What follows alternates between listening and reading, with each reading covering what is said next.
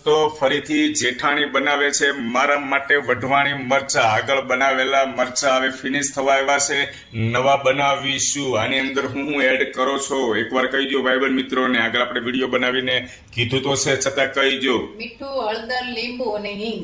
હિંગ ખૂબ સરસ। બાજુમાં પીડ્યા છે કોઠિંબા। દોસ્તો આની પણ કાસરી બનાવવાની છે અને હવે આપણે વઢવાણી મરચા ફ્રાય કરે છે જોઈએ છીએ। ઓહો હો, વઢવાણી મરચા ફ્રાય થાય છે દોસ્તો। દુનિયાનું નાનામાં નાનું લોયું લીધું છે જેઠાણીએ।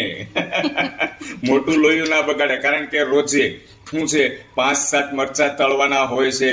ટાઈમ થાય રસોઈ બની જાય પછી, અને એના માટે મોટું લોયું લે તો બગડે, બધું તેલ એડ કરવું, એના કરતા નાનામાં નાનું લોહી જોઈ શકો છો આ રીતના કડકડિયા થઈ જાય દોસ્તો વઢવાણી મરચા।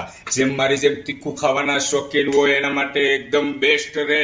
ઘરે ઘરે બનાવો વઢવાણી મરચાની કાચ।